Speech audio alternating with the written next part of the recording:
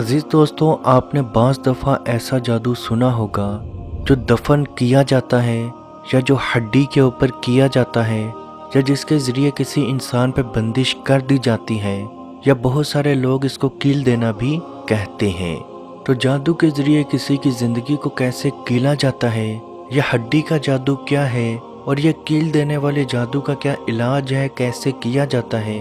तो अजीज़ दोस्तों, आज की खसूसी वीडियो इसी टॉपिक के ऊपर बनाई गई है। याद रखें, जब भी किसी इंसान के ऊपर जादूगर ने बंदिश या कीलना होता है तो सबसे पहले जादूगर उस इंसान से, जो इंसान जादूगर के पास जादू करवाने के लिए आता है, उस इंसान से कोई हराम जानवर मंगवा लेता है। जिंदा हो मरा हो, कोई भी हराम जानवर मंगवा लेता है। उस हराम जानवर के अंदर कुत्ता, बंदर, कोई भी हराम जानवर हो सकता है। ज़्यादातर जादूगर बंदर या कुत्ते का ही इस्तेमाल करते हैं, और रिवायत में भी आता है कि जिन्नात या जिन काले रंग के कुत्ते की शक्ल लेना या सांप की शक्ल लेना बहुत ज़्यादा पसंद करते हैं। लेकिन अजीज़ दोस्तों, इस बात का यह हरगिज़ मतलब नहीं कि हर काले रंग का कुत्ता जिन ही होगा या हर सांप जिन ही होगा। जिन्नात को शक्ल तब्दील करने के लिए ख़ास मुकाम तक जाना पड़ता है, और उस मुकाम, उस जगह के ऊपर पहुंच के ही जिन अपनी शक्ल तब्दील कर सकता है, और उसके पास उसी जानवर की खसूसियात और ताकत आ जाएगी जिसकी वो शक्ल लेता है। जैसे कोई जिन कुत्ते की शक्ल ले चुका तो उसके पास सिर्फ और सिर्फ कुत्ते ही की ताकत रहेगी, और अगर आप उस कुत्ते को मार देंगे तो वह जिन भी मर जाएगा। और अगर जिन ने दोबारा अपनी शक्ल तब्दील करनी हो तो जिन दोबारा उसी जगह पे, उसी मुकाम पे वापस जाएगा, और वो कुत्ते की शक्ल से दोबारा अपनी असल शक्ल में आ जाएगा। अब जादूगर कोई भी हराम जानवर लेता है और उसके ऊपर जादुई मंत्र पढ़ते हुए कील लगाना शुरू करता है। याद रखें, कील जादूगर उस जानवर की खोपड़ी में लगाना शुरू करता है। उसके बाद जादू शिरकिया मंत्र पढ़ना शुरू करता है और कब्रिस्तान में किसी अच्छी जगह के ऊपर वो दफन कर देता है। वो उलमा इकराम जो जादू या जिन्नात का इलाज करते हैं, उनका कहना है कि जब तक इस हड्डी के अंदर वो कील मौजूद रहते हैं, उस इंसान के ऊपर वो बंदिश मौजूद रहती है।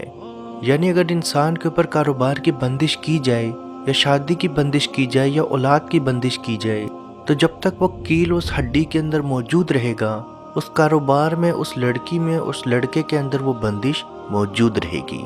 वो कील आसानी से किसी को ना मिल सके या वो जादू किसी को आसानी से ना मिल सके, इसलिए वो जादूगर उस जादू को दफन कर देता है। लेकिन जादूगर इस चीज़ को बिल्कुल भूल जाता है कि उसका खालिक, हमारा खालिक या शैतान का खालिक सिर्फ एक है, और बेशक वो मेरा रब है। अल्लाह पाक ने कुरान पाक में इरशाद फरमाया कि इस दुनिया में हर चीज़ का इलाज कुरान में मौजूद है, जिसकी रिवायत अम्मा आयशा रज़ी अल्लाह ताला अन्हा से भी मिलती है। आप रज़ी अल्लाह ताला अन्हा एक लड़की को अपने घर में दम कर रही थी। इतने में रसूल पाक सल्लल्लाहु अलैहि वसल्लम आए और फरमाया, ए आयशा, इस बच्ची को कुरान से दम करो। तो अजीज़ दोस्तों, इस रिवायत से ये चीज़ भी पता चली कि पूरे का पूरा कुरान पाक ही शिफा है। अब इस तरह के जादू का इलाज कैसे किया जाए, यानी कि बंदिश या कील देने का इलाज कैसे किया जाए, तो याद रखें, जिस बच्चे या बच्ची के ऊपर ये कील देने वाला जादू किया जाएगा, उसके सर में दायमी सर दर्द मौजूद रहता है। दिन को रात को अचानक से बहुत मुख्तलिफ तरह की आवाज़ें, डरावनी सी आवाज़ें सुनाई देती हैं। ऐसा महसूस होता है कि किसी ने आपका नाम लेके आपको पुकारा है, जबकि आपके अलावा आगे पीछे कोई नहीं होता। सोते हुए झटके भी लगते हैं, डरावने ख्वाब भी आते हैं। जो भी काम करने की कोशिश करें वहाँ नाकामी मिलती है। रिश्ते नहीं होते, जहाँ भी शादी की कोशिश करें आपका रिश्ता नहीं होता। कारोबार की कोशिश करें, कारोबार नहीं चलता। इसी तरह हर काम के अंदर मायूसी मिलती रहती है, जबकि वही काम कोई दूसरा करे तो उसको मुनाफा होता है, लेकिन अगर वही काम आप करें तो सिर्फ और सिर्फ आपको नुकसान ही मिलता है। तो याद रखें, आप सल्लल्लाहु अलैहि वसल्लम का फरमान है, कुरान पाक पढ़ा करो, ये पढ़ने वालों के लिए शिफा है। तो सबसे पहले आप हर रोज़ थोड़ा या ज़्यादा कुरान पाक पढ़ना शुरू कर दें, और अगर हो सके तो तर्जुमे के साथ कुरान पाक पढ़ना शुरू करें, और उस कुरान पाक के साथ साथ सूरह बकरा की तिलावत भी रोज़ करें।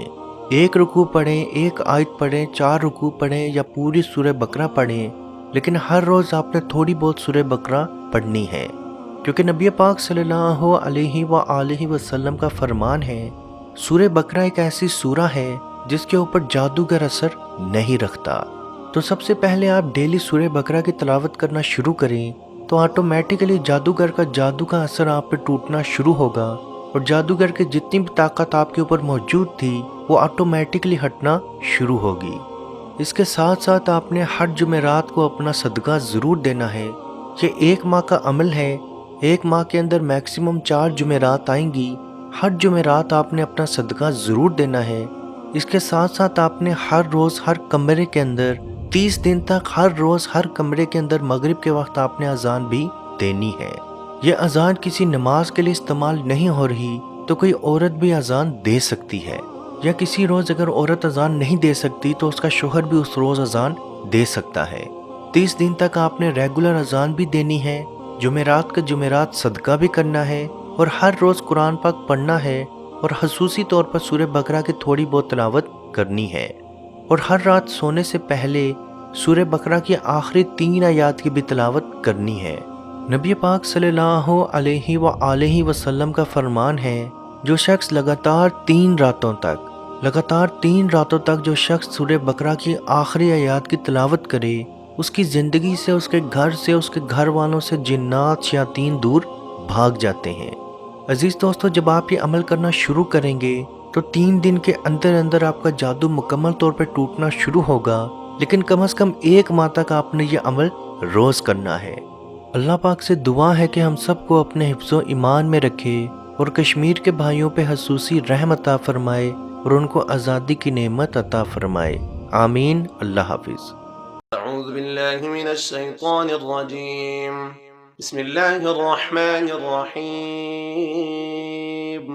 للہ ما فی السماوات وما فی الارض، وَإِن تُبْدُوا مَا فِي أَنفُسِكُمْ أَوْ تُخْفُوهُ يُحَاسِبْكُم بِهِ اللَّهُ فَيَغْفِرُ لِمَن يَشَاءُ وَيُعَذِّبُ مَن يَشَاءُ، وَاللَّهُ عَلَى كُلِّ شَيْءٍ قَدِيرٌ۔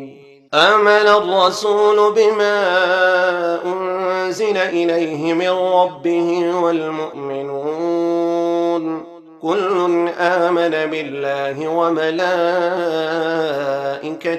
وكتبه ورسله لا نفرق بين أحد من رسله وقالوا سمعنا وأطعنا غفرانك ربنا وإليك المصير۔